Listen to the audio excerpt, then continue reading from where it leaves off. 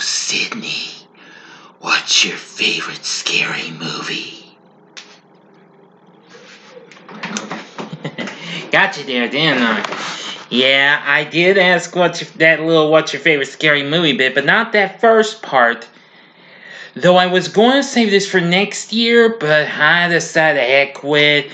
I decided to go a little early, because it's been almost 25 years since this came out.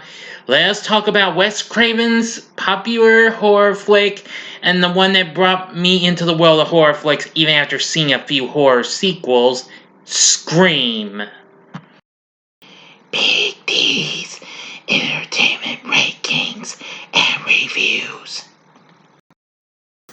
Greetings, my fellow YouTubers, and welcome to Big D's Entertainment Rankings and Reviews. My name is Duel, better known to you all as the Big D, and this time around I bring to you a review of the 1996 slasher classic Scream, released by Dimension Films, directed by Wes Craven, and written by Kevin Williamson, starring David Arquette, Neve Campbell, Courtney Cox, Matthew Lillard, Rose McGowan, Skeet Ulrich, and Drew Barrymore. Anyway, it follows a high school student in the fictional town of Woodsboro, California, who becomes the target of a mysterious killer in a Halloween costume known as Ghostface.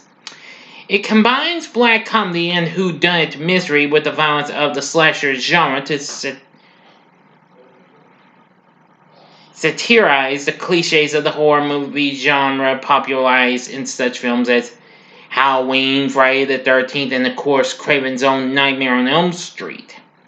Now, this film was actually supposed to be called Scary Movie, as a matter of fact, according to its script.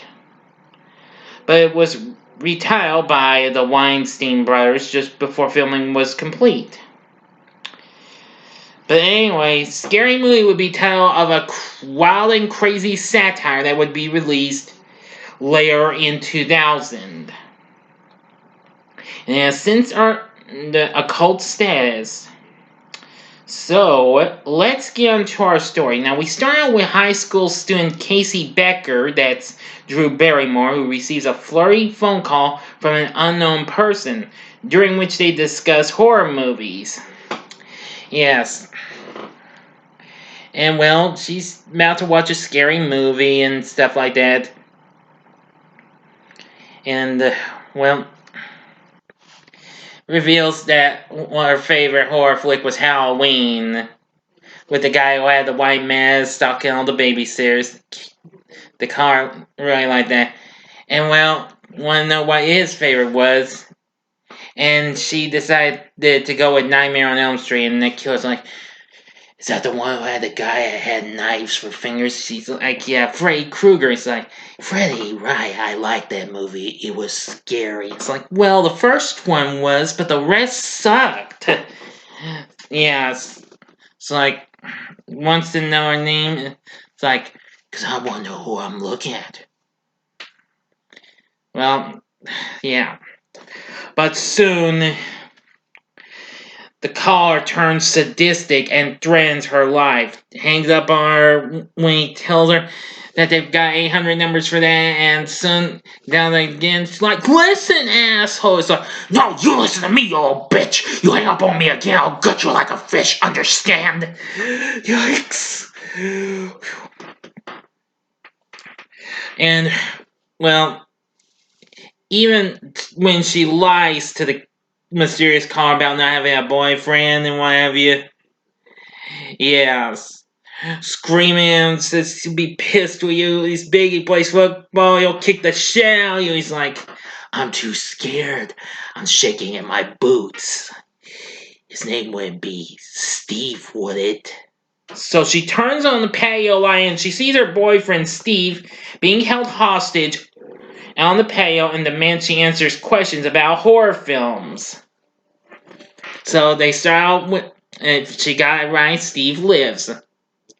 First off, they start with a warm-up one. Name the killer in Halloween. She was just too scared. Then she It was Michael Myers. And then he says, now for the real question. Boy, Casey's like, no! And it's like, we can't stop now. And it's like, please stop. And it's like, then answer the question. Same category.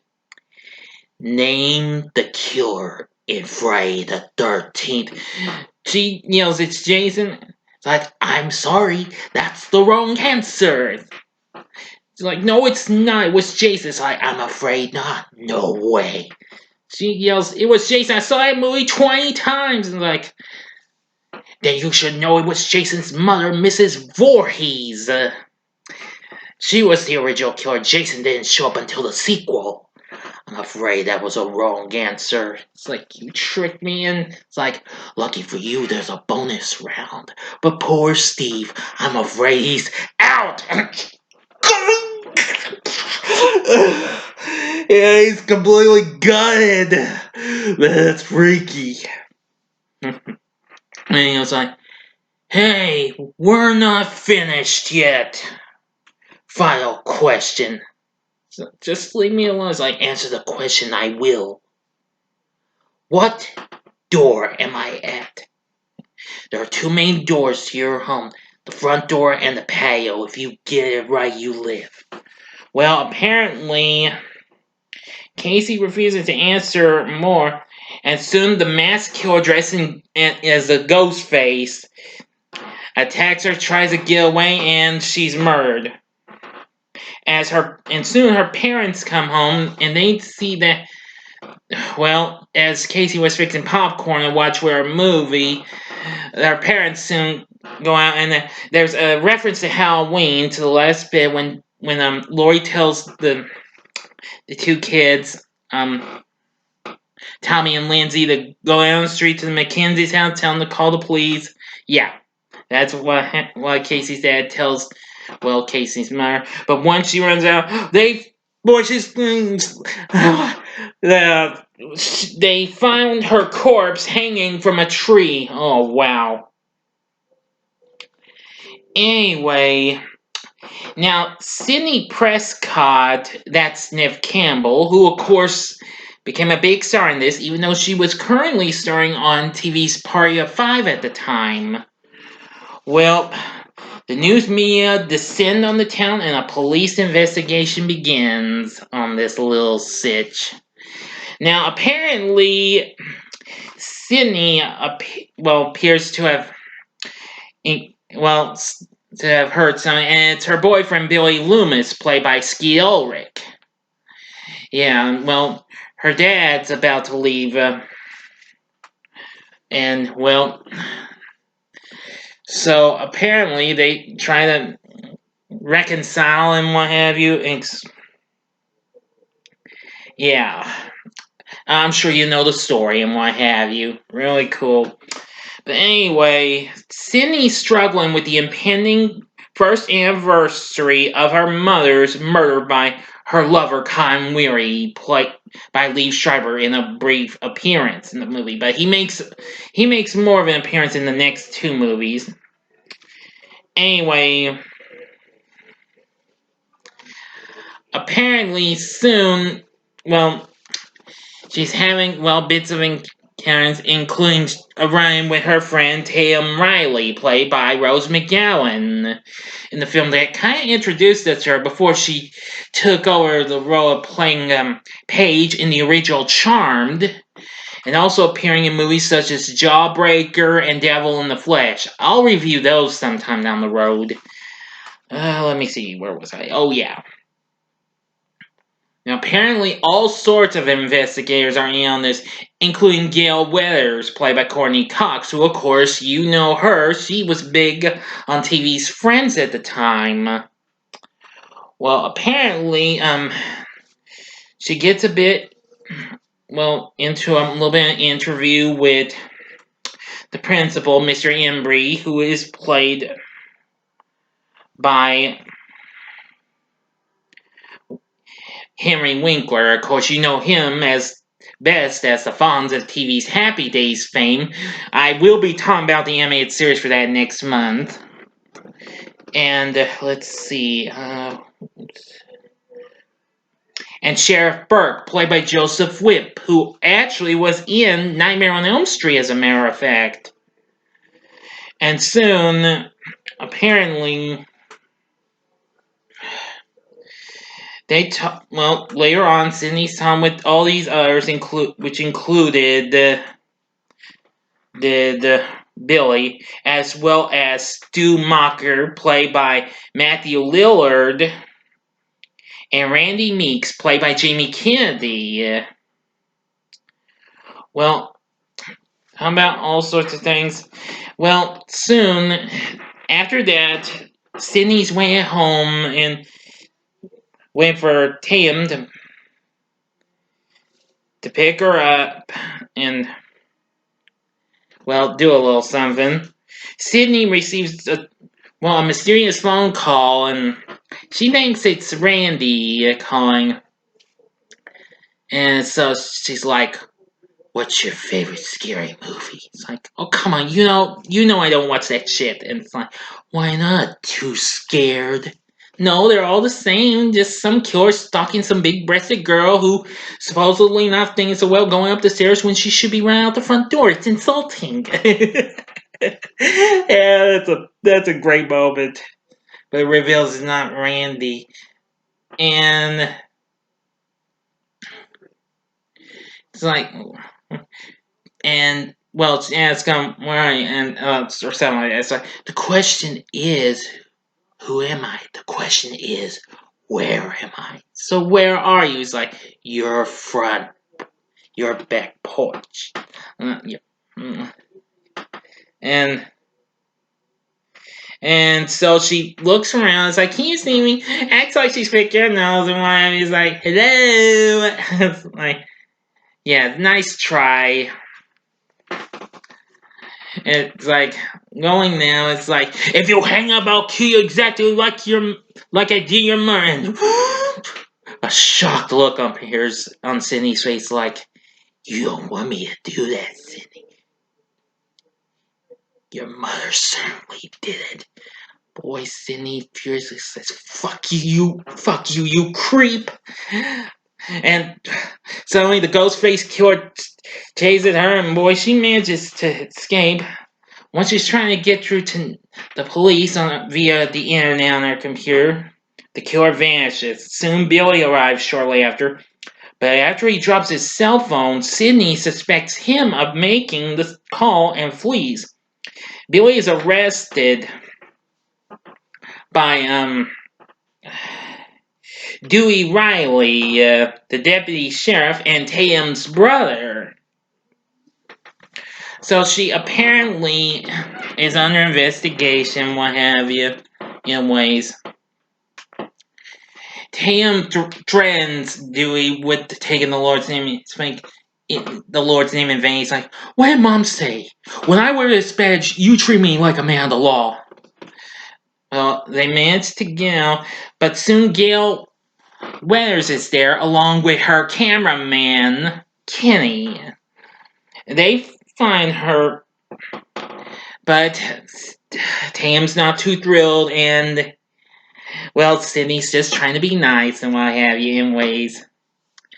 And she asks how her book was, and when she says, "I'll send you a copy," and Sydney's like, give her a mean look, "Bitch." Yeah. Yeah, Dewey's like, "Where'd you learn to hit like that?" Boy, Tam is so excited. Once Sydney gets to spend the night with her, why have you? "I'll send you a copy." Bam, bitch went down. It's like, yeah. So they're still wondering, and Sydney's wondering what's going on. And, well, a phone call comes for her, but she thinks it's her dad, but it's not. It's the killer. Yeah, the mysterious caller. "Looks like they got the wrong guy." Talking about poor Billy's like, "A guy like that doesn't stand a chance in prison." She's like, "Leave me alone." Boy, I'm shocked by the look in those eyes when we see him. Oh boy. Okay. Sorry. The next day, Billy is released and suspicion shifts to Sydney's father, Neil, of course, as the calls had been traced to his own phone. Now, apparently, school is suspended in the wake of the murders. After the students have left the school, Principal Hembry, who encounters a couple of guys playing a prank in a ghost face costume, are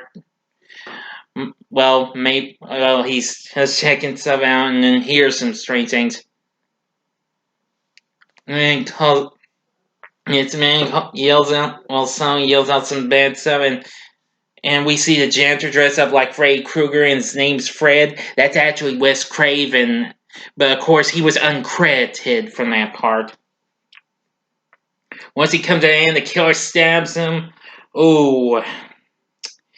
Anyway, now Tatum's boyfriend, Stu, throws a party to celebrate the school's closure.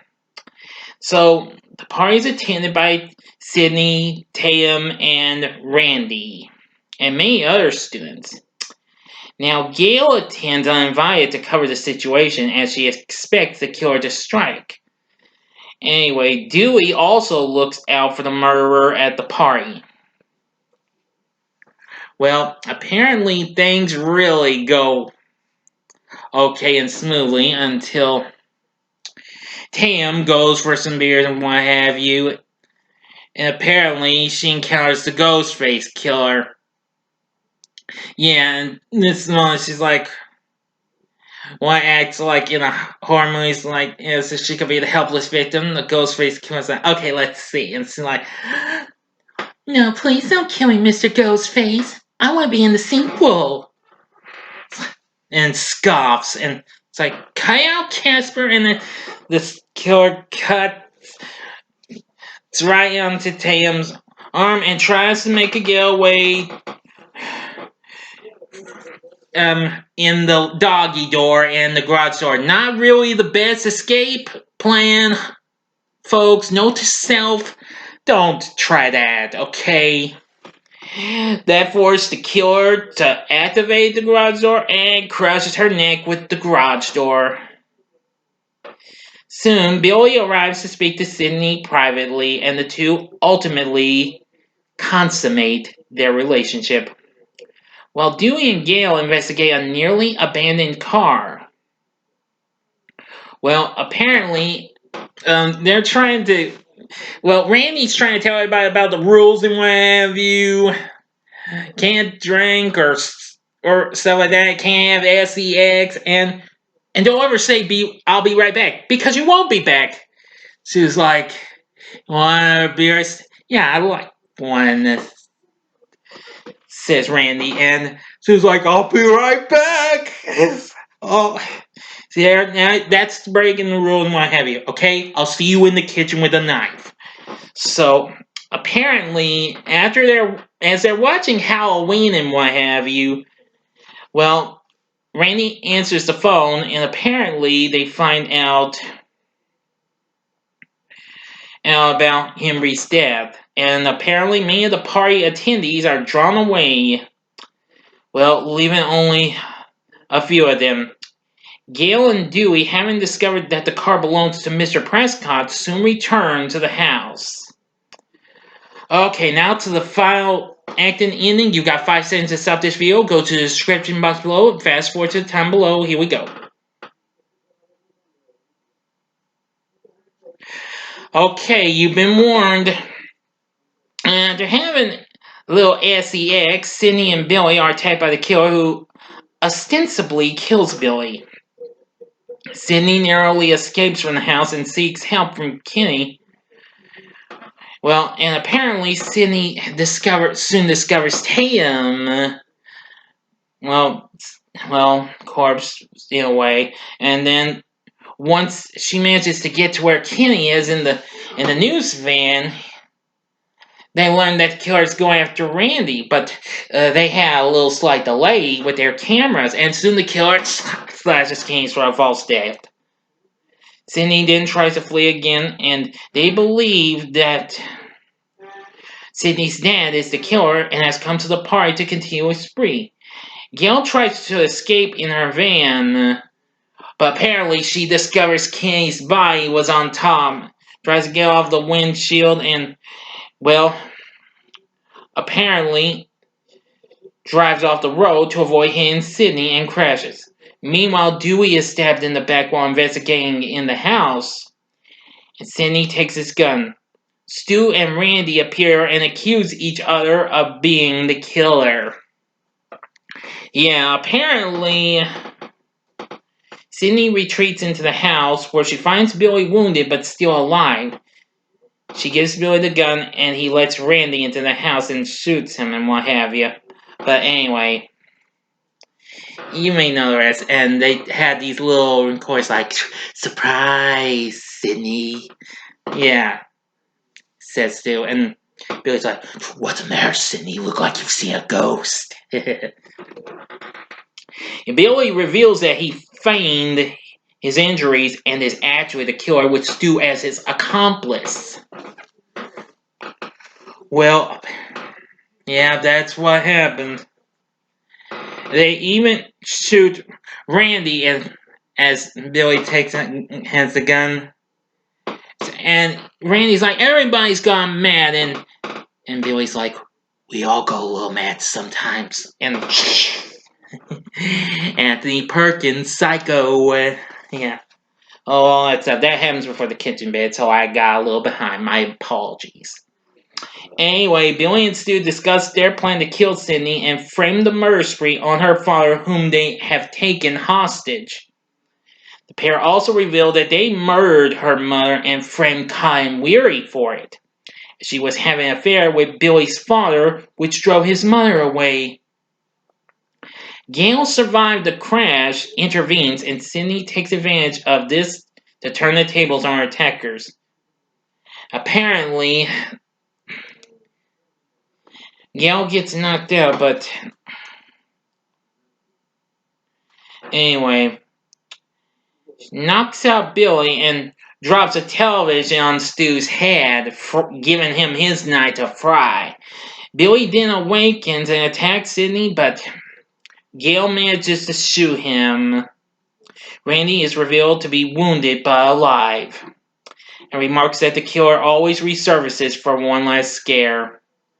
Sydney takes the gun, watches Billy wakes up, and shoots him in the head. It's like, not in my movie. Killing him for good. As the sun rises and police arrive, Dewey is badly injured but is still alive. He's taken away by ambulance, and Gail makes an impromptu news report about the night's events. End of story.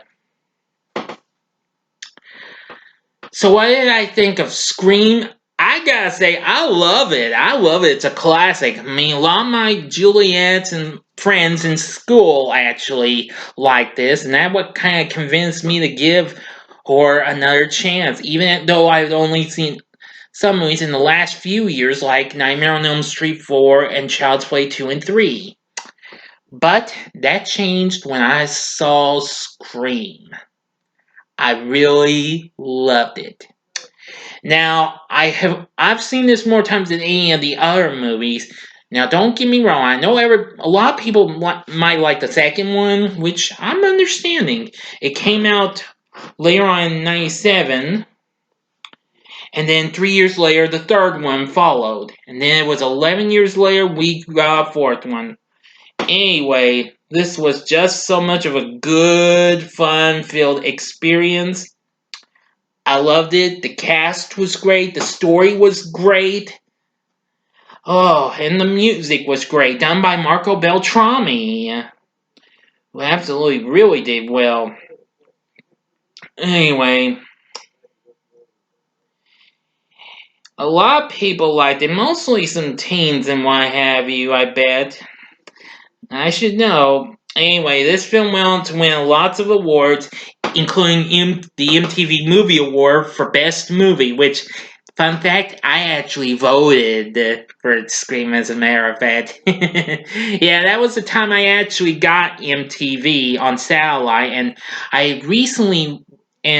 that was about the time I actually rented Scream on pay-per-view. So, yeah. Scream is one of my favorites, and I love it. I don't care. The second one's coming close to being it, but still a ways though. But I still like that too. But I'll explain why when I review it. Okay, enough said. Everyone was really good. Let's see here. Don't really have much more, but aha. Here's another cast member I forgot to mention. Mrs. Riley, Dewey and Tam's mother, is played by Frances Lee McCain, who actually played Billy Peltzer's mother in Gremlins, and she was also in Footloose as well. I almost didn't notice her. I know I just seen the mother, but I didn't know that was her. Anyway, but yeah, Scream, love it. Enough said. So, what are your thoughts on Scream? Is it your favorite in the franchise? Please tell me in the comment section below, and if you like this video, click the like button below. Subscribe to my channel as well, and be a part of the Big D Nation. Join me next time when I bring to you a review of Scream 2. Thanks for watching, and if you like this, I'm deciding to give you my playlist and let you catch up on what you might have missed last year, or see them again if you'd like.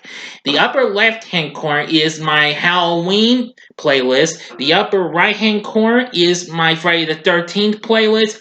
The bottom left-hand corner is Nightmare on Elm Street playlist. And the bottom right-hand corner is the button you can click to subscribe. If you like rankings and reviews on movies, TV, music, video games, etc., then I'm your guy.